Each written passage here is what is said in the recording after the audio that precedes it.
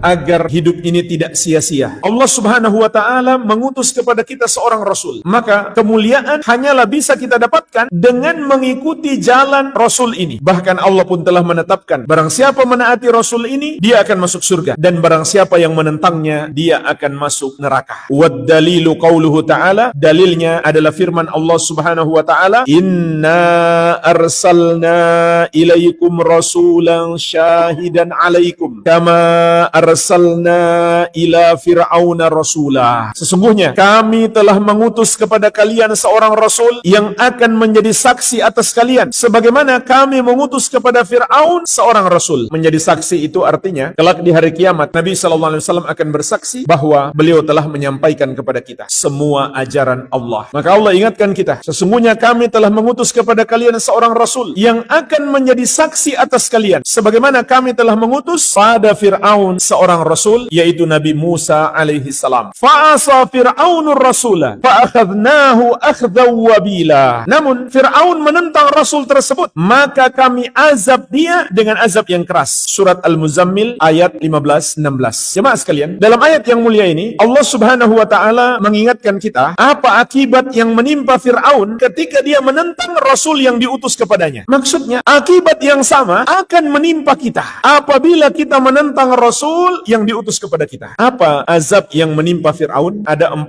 bentuk azab. Yang pertama, dia di dunia tersesat. Jemaah sekalian, ketahuilah, kesesatan yang menimpa seseorang itu azab Allah. Kenapa? Karena dia menentang rasul. Dan ini Allah ingatkan dalam banyak ayat. Di antaranya di surat An-Nur ayat ke-63. Falyahdharil ladzina yukhalifuna an amri an tusibahum fitnah aw yusibahum adzabun alim. Hendaklah takut orang-orang yang menyelisihi petunjuk rasul, mereka akan ditimpa fitnah atau ditimpa azab yang pedih. Apa yang dimaksud dengan fitnah? Kesesatan. Dan puncak kesesatan adalah kesyirikan dan kekufuran. Sebagaimana kata Al-Imam Ahmad rahimahullah, al-fitnatu asyirk. Fitnah itu adalah syirik. La'allahu idza radda ba'da qawlihi ay yaqa'a fi qalbihi syai'un minaz zayghi fayahlik. Seseorang itu apabila dia menolak sebagian ucapan Nabi Muhammad SAW, maka muncul di hatinya kesesatan sehingga dia binasa dengan sebab kesesatan itu. Sampai-sampai jemaah sekalian, berdasarkan ayat ini Abu Bakar As-Siddiq radhiyallahu anhu berkata, "Ma taraktu syai'an kana ya'malu bihi Rasulullah SAW illa amiltu bihi wa inni la akhsha in taraktu syai'an min amrihi an azigh." Aku tidak pernah meninggalkan satupun amalan yang pernah dilakukan oleh Rasulullah SAW kecuali aku amalkan, karena aku takut apabila aku meninggalkan satu ajaran beliau maka aku akan tersesat. Bagaimana dengan kita jemaah sekalian? Berapa banyak amalan, petunjuk-petunjuk Nabi SAW kita selisihi dengan sengaja. Dan ketahuilah jemaah sekalian, umat ini tidak akan menang, tidak akan berjaya menghadapi musuh-musuhnya sampai umat ini berpegang teguh dengan sunnah Rasulullah sallallahu alaihi wa ala alihi wasallam. Sebagaimana Allah ingatkan di surat Al-Anfal, "Ya ayyuhan nabi, hasbukallah wa man ittaba'aka minal mu'minin." Wahai Nabi, cukup bagimu Allah sebagai penolong dan penolong orang-orang yang beriman yang mengikutimu. Yang kedua, azab yang menimpa fisik di hari kematiannya, dan juga matinya dalam keadaan su'ul khatimah, sampai mati masih tersesat, padahal ketika masih hidup di dunia dia merasakan berbagai macam kenikmatan dunia. Maka di hari kematiannya dimulailah azab secara fisik. Sebagaimana Allah Subhanahu wa taala mengingatkan tentang nikmat dunia yang Allah berikan kepada orang-orang kafir hanyalah istidraj. Rasulullah sallallahu alaihi wasallam bersabda, "Idza ra'aitallaha yu'til 'abda minad dunya 'ala ma'asihi ma yuhib fa innama huwa istidrajun." Kalau kamu lihat Allah memberikan kenikmatan dunia kepada seorang hamba yang disenangi oleh hamba tersebut padahal dia bergelimang maksiat, maka itu hanyalah istidraj sehingga dia makin tersesat. Kemudian Nabi sallallahu alaihi wasallam membaca surat Al-An'am, "Falamma nasu ma dzukiru bihi fatahna 'alaihim abwaaba kulli syai'in hatta idza farihu bima utu akhadnahum baghtatan fa idzahum mublisun." Ketika mereka melupakan peringatan yang diberikan kepada mereka, maka kata Allah, kami bukakan untuk mereka pintu-pintu kenikmatan dunia dari segala penjuru, sampai apabila mereka telah menyombongkan diri dengan nikmat-nikmat dunia yang diberikan kepada mereka, maka kami azab mereka secara maka tiba-tiba mereka pun berputus asa. Azab yang ketiga yang menimpa Fir'aun adalah azab kubur. Padahal Fir'aun dan bala tentaranya mati di lautan dan tidak dikubur. Tapi Allah Subhanahu wa Ta'ala Maha mampu menimpakan azab kubur kepada mereka. Setelah itu, yang keempat telah menanti mereka azab yang pedih di hari kebangkitan. Dua bentuk azab yang ketiga dan keempat ini Allah sebutkan dalam surat Ghafir ayat ke-46. An-naru yu'raduna 'alaiha guduwan wa 'ashiyya. Mereka dibakar api setiap hari. Wa yauma taqumus sa'ah, dan kelak di hari kiamat Allah Subhanahu wa Ta'ala berfirman, adkhilu ala fir'auna asyaddal adzab. Masukkanlah Fir'aun dan bala tentaranya kepada azab yang paling pedih.